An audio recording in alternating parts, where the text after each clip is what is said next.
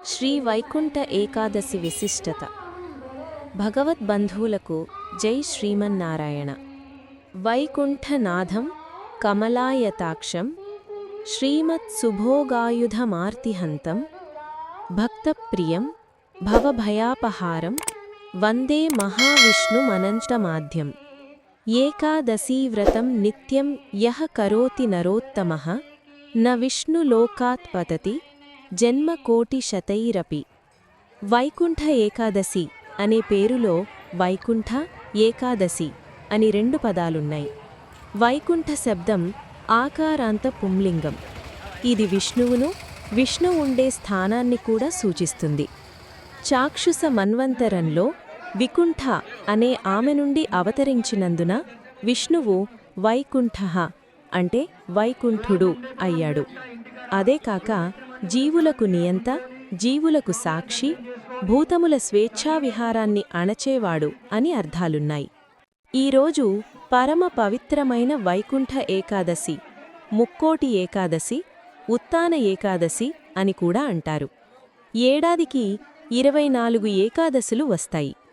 సూర్యుడు ఉత్తరాయణానికి మారే ముందు వచ్చే ధనుర్మాస శుద్ధ ఏకాదశినే వైకుంఠ ఏకాదశిని లేదా ముక్కోటి ఏకాదశి అంటారు.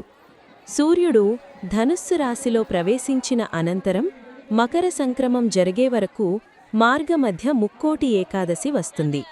ఈ రోజున వైకుంఠ వాకిళ్లు తెరచుకుని ఉంటాయి. వైష్ణవాలయాలలో గల ఉత్తరద్వారం దగ్గర భక్తులు తెల్లవారుజాముననే భగవద్దర్శనార్థం వేచి ఉంటారు. ఈరోజు మహావిష్ణువు గరుడవాహనారూఢుడై 3 కోట్ల దేవతలతో భూలోకానికి దిగివచ్చి భక్తులకు దర్శనమిస్తాడు.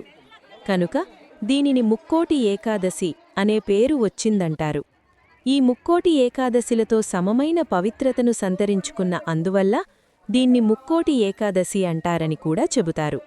ముక్కోటి ఏకాదశి నాడే హాలాహలం, అమృతం రెండూ పుట్టాయి. ఈరోజునే శివుడు హాలాహలం త్రాగాడు. మహాభారత యుద్ధంలో భగవద్గీతను శ్రీకృష్ణుడు అర్జునునికి ఇదే రోజున ఉపదేశించాడని విశ్వాసం. ఈ రోజున వైష్ణవాలయాలలో ప్రత్యేక పూజలు, హోమాలు, ప్రవచనాలు, ప్రసంగాలు ఉంటాయి. ఈ రోజున ముఖ్యమైనవి ఉపవాసం, జాగరణ, అటు తరువాత జపం, ధ్యానం భక్తులు చేస్తారు. విష్ణుపురాణం ప్రకారం 2 రాక్షసులు తనకు వ్యతిరేకంగా ఉన్న మహావిష్ణువు వారికోసం తమ వైకుంఠ ద్వారాలను తెరిచాడని, తమ కథ విని వైకుంఠ ద్వారం గుండా వస్తున్న విష్ణుస్వరూపాన్ను చూసిన వారికి వైకుంఠ ప్రవేశం కల్పించాలని వారు కోరారు. అందుచేతనే ఈ పవిత్రమైన రోజున వైకుంఠ ద్వారాన్ని వైష్ణవాలయాలలో ఏర్పాటు చేస్తారు. మామూలు రోజుల్లో దేవాలయాల ఉత్తరద్వారాలు మూసి ఉంచుతారు. కాని ఈరోజు భక్తులు ఆ ఉత్తరద్వారం గుండా వెళ్లి దర్శనం చేసుకుంటారు. తిరుపతిలో కూడా ఈ రోజును వైకుంఠద్వారం పేరిట ఉన్న ప్రత్యేక ద్వారాన్ని తెరిచి ఉంచుతారు. అంతేకాదు దక్షిణ భారతదేశంలో వైష్ణవాలయాలన్నిటిలో కూడా ఈ ఉత్తరద్వారం ఈ రోజు తరించుకుంటుంది. పద్మపురాణం ప్రకారం విష్ణువు నుండి ఉద్భవించిన శక్తి మురా అనే రాక్షసుని సంహరించిన రోజు వైకుంఠ ఏకాదశి.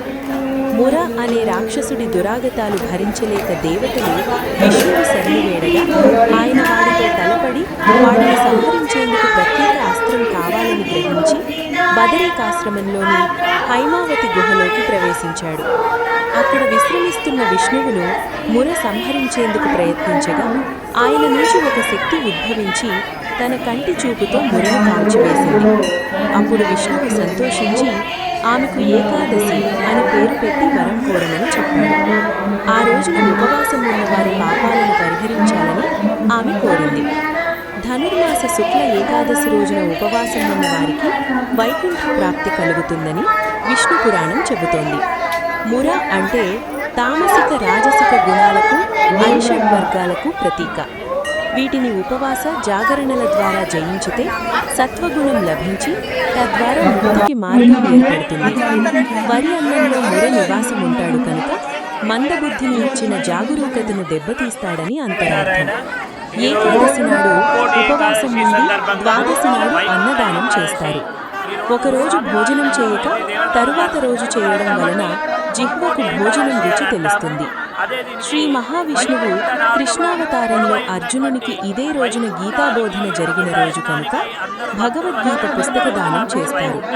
శ్రీ వైష్ణవ సాంప్రదాయంలో తమిళనాడుకు చెందిన గొప్ప గురువు శ్రీ నమ్మ ఆళ్వార్ స్వామి 9వ శతాబ్దంలో ఆళ్వాన్ తిరునగరులో శ్రీ మహావిష్ణువు తాను కొలువైన గుడి ఉత్తరద్వారం తెరిచి శ్రీ మహావిష్ణువు స్వయంగా శ్రీ నమ్మ ఆళ్వార్ స్వామిని ఆహ్వానించి తన రథంపై వైకుంఠానికి తీసుకెళ్లడం జరిగింది. ఈ కార్యక్రమాన్ని ప్రతి వైష్ణవాలయంలో ఉత్సవంగా జరుపుకోవడం నేటికీ ఆనవాయితీగా వచ్చింది. తిరుపతి శ్రీ వెంకటేశ్వరుని మందిరంలో, అలాగే అనంత పద్మనాభుని ఆలయంలో, అలా చెప్పుకుంటూ పోతే దక్షిణ భారతదేశంలో ఉన్న అన్ని వైష్ణవాలయాలలో వైకుంఠ ఏకాదశి రోజు ఉత్తర ద్వారం తెరచి భక్తుల దర్శనానికి ప్రత్యేక ఏర్పాట్లు చేస్తారు.